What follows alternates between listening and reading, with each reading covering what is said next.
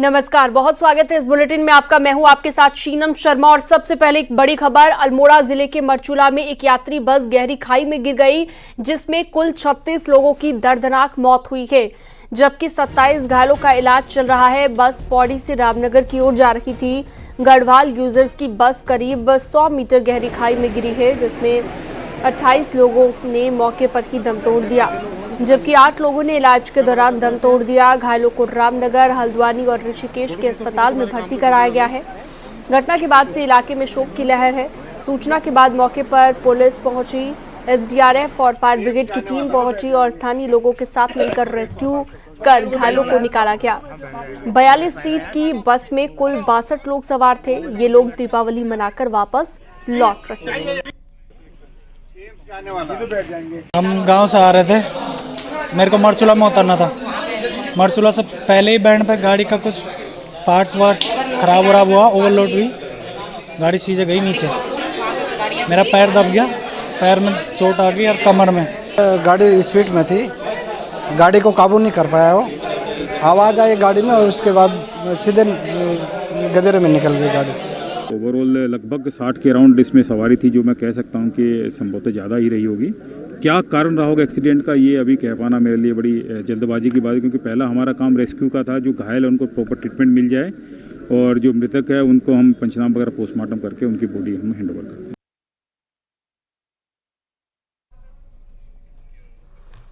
अल्मोड़ा हादसे के बाद सीएम धामी खुद मोर्चे पर लगे हुए हैं। घायलों का हालचाल जानने के लिए सीएम धामी रामनगर के अस्पताल पहुंचे। सीएम धामी ने घायलों से मुलाकात की और उन्हें ढांढस बंधाया। सीएम ने घायलों के परिवार वालों को भी हर संभव मदद का भरोसा दिया और कहा कि राज्य सरकार पूरी तरह से इलाज का खर्च उठाएगी और जो भी इलाज की जरूरत होगी वो दिया जाएगा।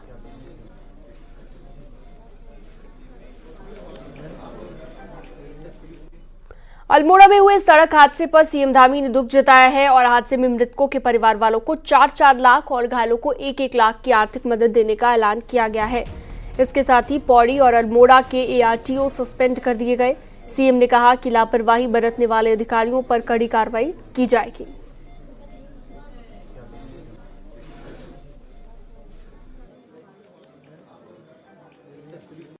और इस पूरी घटना के लिए कुमाऊं कमिश्नर को मजिस्ट्रियल जांच के आदेश दिए हैं और संबंधित विभाग के लोगों को निलंबित करने के भी आदेश दिए हैं, जो भी इस घटना से संबंधित हैं।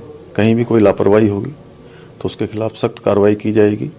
अभी तो हमारी प्राथमिकता है कि घायलों को तत्काल जो है इलाज मिले, जिससे कि उनका स्वास्थ्य जो है जल्दी ठीक हो। घायलों के साथ सरकार खड़ी है। जो इस घटना में जिनकी मृत्यु हुई है उनके साथ भी, उनके परिवारजनों के साथ भी मैं भगवान से प्रार्थना करता हूं कि जो इस दुखद घटना में जिनकी मृत्यु हुई है, भगवान उनको अपने श्री चरणों में स्थान दे और उनके पारिवारिक जनों को जो आकस्मिक रूप से इतना बड़ा कष्ट आया है, इस कष्ट को सहन करने की शक्ति प्रदान करे और घायलों को जल्दी भगवान उनको उचित उपचार भी मिले और जल्दी ही वो स्वस्थ हों। पौड़ी गढ़वाल से सांसद अनिल बलूनी मरचूला हादसे के बाद रामनगर पहुंचे और यहां पर अस्पताल पहुंचकर घायलों का हालचाल जाना। अनिल बलूनी अस्पताल में घायलों और उनके परिवार वालों से मिले और पूरी मदद का भरोसा दिया गया। अनिल बलूनी ने कहा कि सभी घायलों को उचित इलाज मिलेगा। आपको बता दें कि पौड़ी से रामनगर आ रही बस अल्मोड़ा के मरचूला में हादसे का शिकार हो गई, जिसमें 36 लोगों की मौत हो गई है, 27 लोग घायल हैं।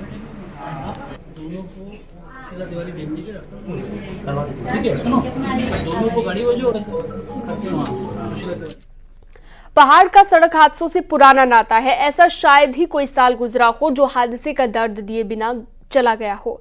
एक बार फिर से ऐसा ही रामनगर के मरचूला में हुए बस हादसे ने दर्जनों परिवार को एक दुख दिया है। अपनों को, इन परिवारों के अपने उनसे छिन गए हैं और इस हादसे ने प्रभावित परिवारों को ऐसे जख्म दिए जो शायद ही ताउम्र वो भूल पाएंगे। हादसे में किसी ने अपना बेटा खोया, किसी ने अपने पिता को खो दिया, वो भी तब जब बस में सवार दीपावली का पर्व अपनों के साथ मनाकर काम पर लौट रहे थे।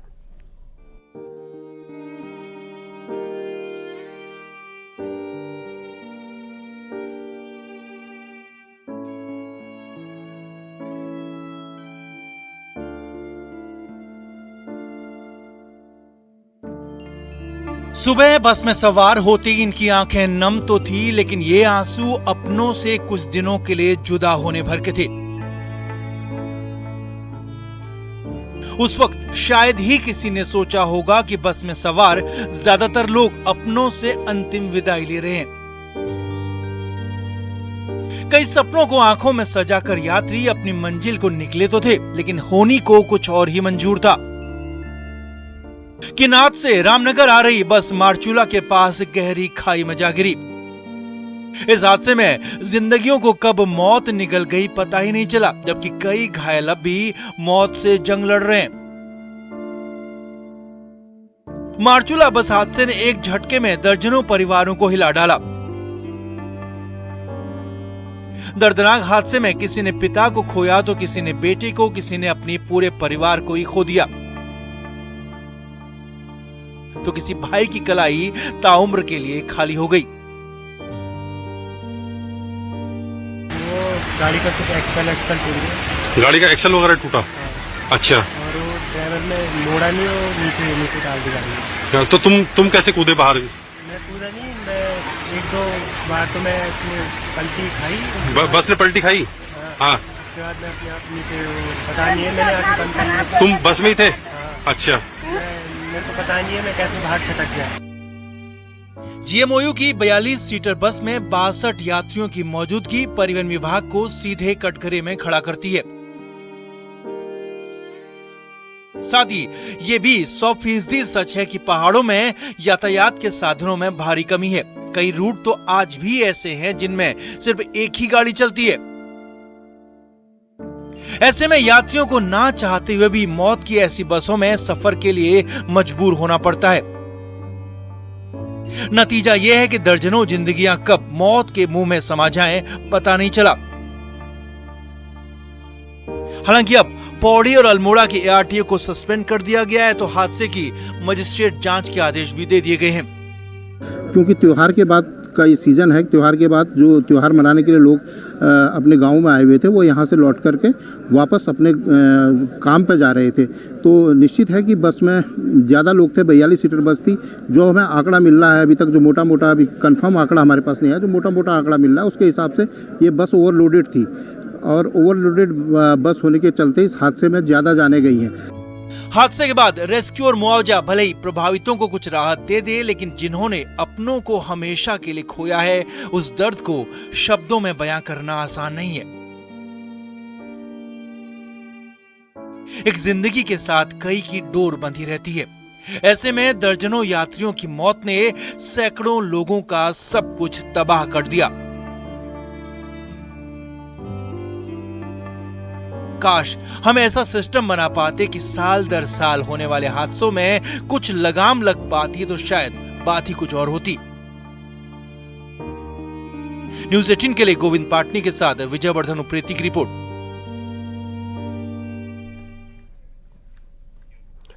अल्मोड़ा बस हादसे में गंभीर रूप से घायलों को हल्द्वानी के सुशीला तिवारी अस्पताल ले जाया गया, जहां पर इनका इलाज जारी है। सुशीला तिवारी अस्पताल में स्पेशलिस्ट डॉक्टर की टीम इन घायलों के इलाज के लिए तैनात है। डॉक्टर्स का कहना है कि इलाज जारी है और कुछ घायलों की हालत अभी नाजुक है।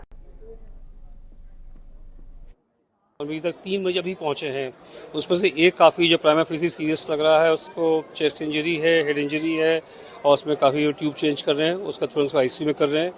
2 जो है वो भी गंभीर मल्टीपल फ्रैक्चर्स लग रहे हैं उसको, उनको टीम वहाँ मैनेज कर रही है, और उसको जैसे भी होगा, और न्यूरो सर्जरी, ऑर्थोपेडिक्स, ENT सब लोग जो हैं पूरी बैकअप टीम्स हैं। ऋषिकेश एम्स में गंभीर रूप से घायलों को लाया गया है और यहां पर ट्रॉमा सेंटर में उन्हें भर्ती कराया गया है। स्वास्थ्य मंत्री धन सिंह रावत भी अल्मोड़ा हादसे से घायलों को देखने के लिए ऋषिकेश के एम्स पहुंचे, जहां पर 3 गंभीर रूप से घायलों का इलाज जारी है। अल्मोड़ा हादसे के 3 घायलों को एयरलिफ्ट कर ऋषिकेश एम्स लाया गया है।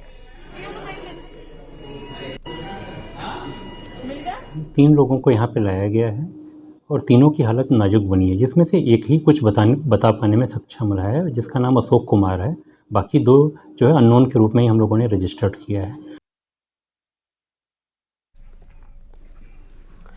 पहाड़ और सड़क हादसों का चोली दामन का साथ रहा है। अल्मोड़ा के हादसे ने एक बार फिर से डरा दिया है, तो नैनीताल जिले में भी कई ब्लैक स्पॉट तैयार हो गए हैं। देखिए,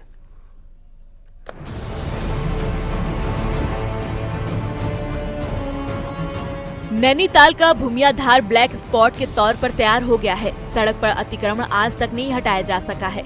सड़क पर ही पार्किंग बन जाने से कई हादसे यहाँ हो चुके हैं। आए दिन हो रहे हादसों के बाद भी नैनीताल प्रशासन इस तरफ आंख बंद किए बैठा हुआ है, तो हाई कोर्ट के आदेशों का भी खुला उल्लंघन वन विभाग से लेकर लोक निर्माण विभाग तक कर रहा है। जिस तरह से हाई कोर्ट और सुप्रीम कोर्ट ने कई आदेश करे हैं कि रोड किनारे अतिक्रमण ना किया जाए, लेकिन फिर भी दिन के दिन रोज अतिक्रमण बढ़ते जा रहा है, जिससे यातायात में बाधा हो रही है। कई बार इस रोडों पर घटनाएं हो गई है, फिर भी प्रशासन जाग नहीं रहा है। गौरतलब है कि इसी सड़क से देश भर के पर्यटक कैची धाम से लेकर भीमताल, भवाली, रामगढ़, मुक्तेश्वर का सफर करते हैं, तो वीआईपी लोगों का भी इसी सड़क से आना जाना है। बावजूद इसके ना तो यहाँ से अतिक्रमण हटा और ना ही इस खतरे को कम किया गया। हालांकि जिला प्रशासन इसको अब सड़क सुरक्षा समिति की बैठक के बाद कार्रवाई की बात कर रहा है। ये एक्सीडेंट स्पॉट डेवलप हो रहा है, इसके बारे में मेरी नॉलेज में आया है। हम सड़क सुरक्षा समिति होती है, उसके माध्यम से इसको एग्जामिन कराएंगे और जो भी रिकमेंडेशंस होंगी उसके अनुसार आगे की कार्रवाई करी जाएगी। सिर्फ यही नहीं बल्कि कई स्थानों पर ऐसे स्पॉट तैयार हुए हैं और खतरा बड़े सड़क हादसों का लगातार बन रहा है। अगर इनको हटाया नहीं गया तो कभी भी कोई बड़ा हादसा हो सकता है।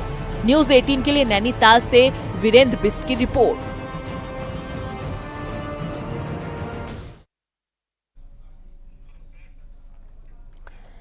हरिद्वार के नमामि गंगे घाट पर national mission for clean Ganga की ओर से गंगा उत्सव के 8वें संस्करण का आयोजन किया गया, जिसमें केंद्रीय जल शक्ति मंत्री CR पाटिल, कैबिनेट मंत्री रेखा आर्या और हरिद्वार सांसद त्रिवेंद्र सिंह रावत समेत तमाम हस्तियां मौजूद रहीं।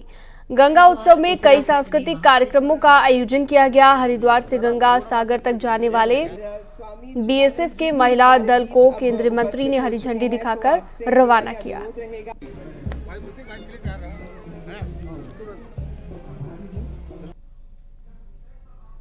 नरेंद्र मोदी साहब के लीडरशिप में जिस तरह से नदी की सफाई, नदी के लिए जो अलग अलग काम उन्होंने उठा के रखे हैं, उसके आधार पर मैं कह सकता हूं कि माननीय प्रधानमंत्री श्री मोदी साहब की लीडरशिप में लोगों की, देश के लोगों की जो अपेक्षा है पूर्ण होगी।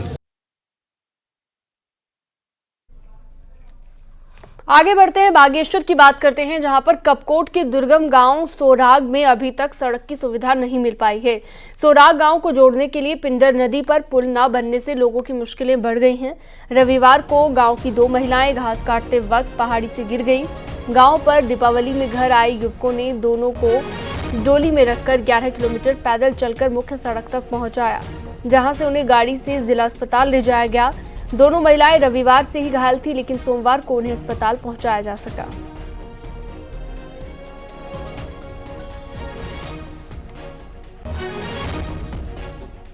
इंजर्ड हो चुके हैं, तो कल ले जाना चाहिए था। हमारे पास मोटर मार्ग की सुविधा होती तो हमको कल ही ये डिस्ट्रिक्ट हॉस्पिटल तक पहुंच जाते, तो इनका इलाज होता था।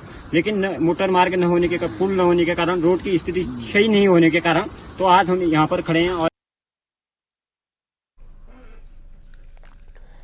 गंगोत्री धाम से 1100 लीटर का गंगा जल से भरा हुआ कलश नेपाल के पशुपतिनाथ के लिए रवाना हुआ है। ये कलश यात्रा कई पड़ाव से गुजरते हुए 11 नवंबर को नेपाल के पशुपतिनाथ मंदिर पहुंचेगी, जहां पर इस जल से भगवान शिव का अभिषेक किया जाएगा। और पिछले कई सालों से गंगोत्री धाम के कपाट बंद होने के बाद गंगा जल को पशुपतिनाथ भेजा जाता है।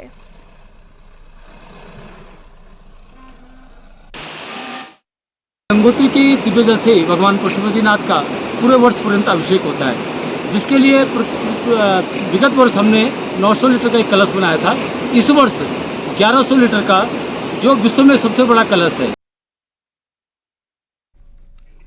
उत्तराखंड में 3 धामों के कपाट बंद हो गए हैं। रविवार को केदारनाथ और यमुनोत्री के कपाट पूरे विधि विधान के साथ शीतकाल के लिए बंद कर दिए गए हैं। वहीं शनिवार को गंगोत्री धाम के कपाट बंद किए गए थे। इसके साथ ही बद्रीनाथ धाम के कपाट 17 नवंबर को बंद किए जाएंगे। बद्रीनाथ धाम में तीर्थ यात्रियों के आने का सिलसिला अभी भी जारी है। इस बार चारों धामों में रिकॉर्ड श्रद्धालु पहुंचे, जिससे पर्यटन से जुड़े कारोबारी भी काफी खुश नजर आ रहे हैं। आपको बता दें कि केदारनाथ की अगले 6 महीने तक की पूजा अर्चना ऊखीमठ के ओमकारेश्वर मंदिर में होगी। वहीं मां गंगा की पूजा मुखबा में होगी और मां यमुना की पूजा उनके शीतकालीन प्रवास खरसाली में होगी।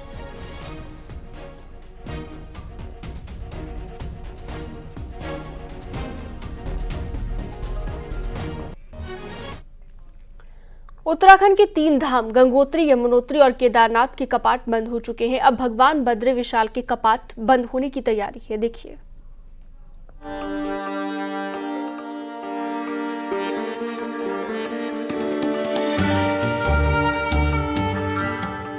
भगवान बद्री विशाल के कपाट 17 नवंबर को रात 9:07 पर बंद हो जाएंगे। लेकिन इन दिनों भगवान बद्री विशाल के दर्शनों के लिए तीर्थ यात्रियों का जमावड़ा लगा हुआ है। जहां अक्टूबर में 1 लाख से ज्यादा तीर्थ यात्री बद्रीनाथ धाम पहुंचे, तो वहीं दीपावली के बाद भी भगवान बद्री विशाल के दर्शन के लिए तीर्थ यात्रियों का जमावड़ा लगा हुआ है। हर रोज 5000 से ज्यादा श्रद्धालु बद्रीनाथ धाम पहुंच रहे हैं। आज मुझे ये सौभाग्य मिला कि मैं यहाँ बैकुंठ धाम के दर्शन करूँ। बहुत ही अच्छा नज़ारा है और जैसे कि आप देख सकते हैं मंदिर काफ़ी अच्छी सजा हुआ है, बहुत अच्छे से दर्शन हुए। और जैसे कि आपको पता है कि गंगोत्री, यमुनोत्री और केदारनाथ के कपाट बंद हो चुके हैं और बद्रीनाथ के 17 नवंबर को यहाँ के कपाट बंद होंगे। और व्यवस्था जहाँ तक मैं देख रही हूँ तो देखिए, जब से ये मास्टर प्लान का काम चल रहा है थोड़ा अव्यवस्थित तो हो ही रहे हैं, लेकिन यहाँ पे फिर भी जो प्रशासन द्वारा व्यवस्था की गई है वो बहुत अच्छी व्यवस्था है। बद्रीनाथ धाम के कपाट बंद होने की प्रक्रिया 13 नवंबर से शुरू हो जाएगी। पंच पूजाओं की शुरुआत 13 नवंबर से होगी और 15 नवंबर से भगवान बद्री विशाल के मंदिर को 20 कुंतल फूलों से सजाने का काम किया जाएगा, जिसके लिए बद्रीनाथ केदारनाथ मंदिर समिति पूरी तैयारी कर चुकी है। इस प्रकार से 13 नवंबर से पंच पूजाएं प्रारंभ होगी। पहले अन्नकूट, उसके बाद गणेश, उसके बाद विभिन्न मंदिरों सभी प्रकार से आगे की रूप में बंद होते हैं। रावल जी स्वयं जाकर के एक लक्ष्मी का वेश बना करके लक्ष्मी मंदिर से पूजा लेकर के लक्ष्मी की मूर्ति लेकर के भगवान बद्री विशाल के सम्मुख रख देते हैं और वहीं से ये कपाट बंद की विधि भी प्रारंभ हो जाती है। उसी बद्रीनाथ धाम के कपाट बंद होते ही 2024 की चारों धाम की यात्रा संपन्न हो जाएगी और उसके बाद शीतकालीन यात्रा शुरू की जाएगी। चमोली से न्यूज़ 18 के लिए नितिन सेमवाल की रिपोर्ट।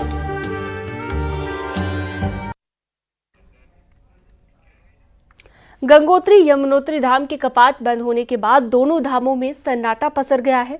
वहीं सभी व्यापारी निचले क्षेत्र में लौट आए हैं। अगले 6 महीने साधु संत इसी घाटी में निवास और साधना करते हैं। वहीं गंगोत्री धाम में गंगोत्री नेशनल पार्क के जवान गश्त करते हुए देखे जाएंगे।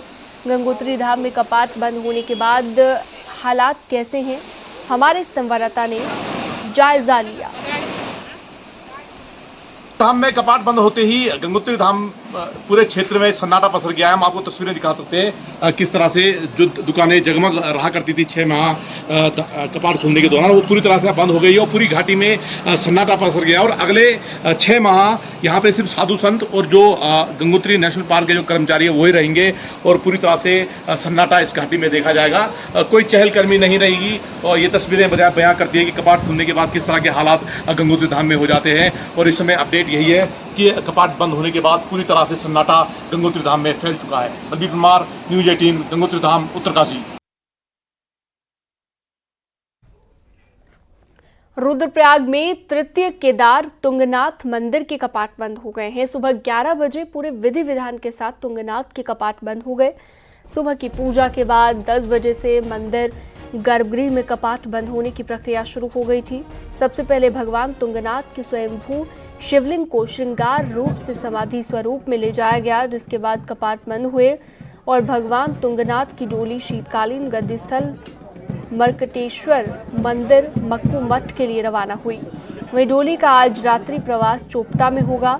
कल चोपता से डोली दूसरे पड़ाव भनकुन प्रवास करेगी। वहीं 7 नवंबर को भगवान तुंगनाथ की चल विग्रह डोली मर्कटेश्वर मंदिर पहुंचेगी और वहां पर शीतकाल में तुंगनाथ भगवान की पूजा अर्चना की जाएगी।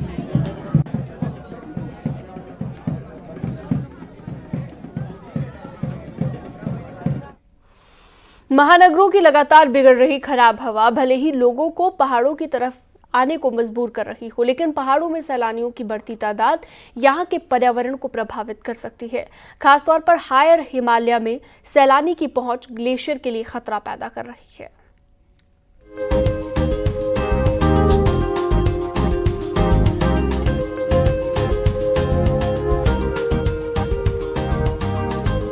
एक दौर था जब मैदानी इलाकों में सैलानी सिर्फ गर्मियों में ही पहाड़ों का रुख करते थे, लेकिन अब ऐसा नहीं है। गर्मी हो या फिर सर्दी, साल भर पहाड़ सैलानियों के पटे रहते हैं। असल में बीते कुछ सालों में मैदानी इलाकों में हवा लगातार खराब हो रही है, जिससे राहत पाने के लिए सैलानी पहाड़ की ओर रुख कर रहे हैं। खासकर एनसीआर से भारी संख्या में सैलानी पहाड़ों की तरफ आ रहे हैं। पहाड़ियों का रुख करने वाले ज्यादातर सैलानी साफ हवा की तलाश में यहाँ पहुँच रहे हैं। अद्भुत है और चमत्कार ये मौसम है। दिल्ली की जो वायु है उसमें इतना प्रदूषण और इतनी जहरीली हवाएं हैं कि उसको सहन करने की शक्ति इंसान और बिल्कुल भी बची नहीं है। बीते कुछ सालों में हायर हिमालय में रोड की कनेक्टिविटी बढ़ी है, जिससे सैलानी आसानी से इन इलाकों तक पहुंच रहे हैं। सैलानियों के साथ ही गाड़ियां और हेलीकॉप्टर भी हायर हिमालय में पहुंच रहे हैं। नतीजा ये है कि हायर हिमालय में इसका खासा असर हो रहा है। एक तरफ जहां ग्लेशियर की गलने की रफ्तार जोर पकड़ रही है, वहीं तापमान में भी इजाफा हो रहा है। यही नहीं, हायर हिमालय में बढ़ता इंसानी दखल उत्पादन पर भी असर डाल रहा है।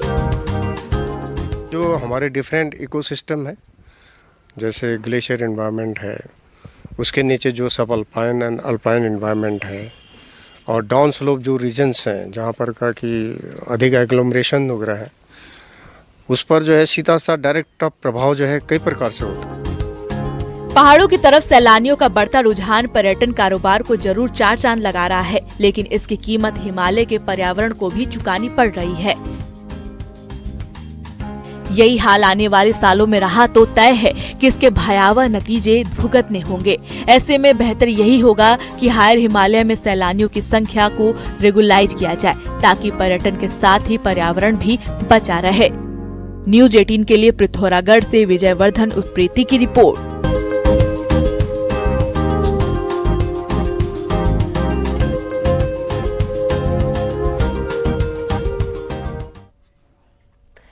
केदारनाथ यात्रा पूरी हो चुकी है, लेकिन अगली बार के लिए नए पैदल रास्ते की तलाश शुरू हो गई है। त्रिजुगी, नारायण और कालीमठ से रास्ते खोजे जा रहे हैं। हर साल केदारनाथ में बढ़ती भीड़ और आपदा के हालात को सुधारने के लिए नए ऑप्शन तलाशे जा रहे हैं। एक रिपोर्ट आपको दिखाते हैं।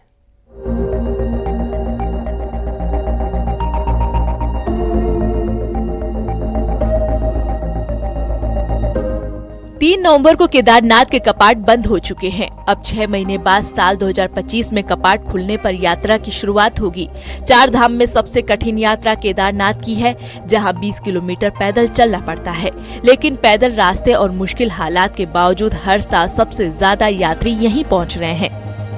इस साल भी पूरे सीजन में 16 लाख यात्री केदारनाथ पहुंचे, जबकि 1 अगस्त से 15 सितंबर के बीच यात्रा ठप रही। आपदा के चलते पैदल रास्ता जगह जगह बह चुका था, टूट चुका था। बढ़ती भीड़ और ऐसे हालात को देखते हुए केदारनाथ के लिए ऑप्शनल रास्ता खोजे जाने लगे हैं। 2013 की आपदा के बाद केदारनाथ में काम कर चुके कर्नल अजय कोटियाल अलग अलग रास्ते खोजे जाने में जुटे हैं। इन दिनों अजय कोटियाल त्रिजुगी, नारायण और केदारनाथ के बीच पैदल रास्ता खोज रहे हैं, तो इस काम में पूरी टीम भी उनके साथ है। और रिकमेंड हमने करा था केदारनाथ यात्रा और इस एरिया में जो आते हैं टूरिस्ट, उनके लिए तीसरा वाला जो कि चौमासी खाम रेखाधार, और उसके बाद जो भी ऑप्शन लिया जाए। और जो हथनी वाला था वो क्योंकि माउंटेनियर्स के लिए रास्ता फिट है, तो उसको हमने एक रूटीन उसमें रिकमेंड नहीं करा था। सोनप्रयाग और केदारनाथ के बीच जिस ट्रैक पर अभी यात्रा चलती है उस पर यात्रियों का भारी दबाव है। पैदल यात्रियों के साथ घोड़े, खच्चर, डंडी, कंडी वाले भी इस रास्ते से आते जाते हैं। ऐसे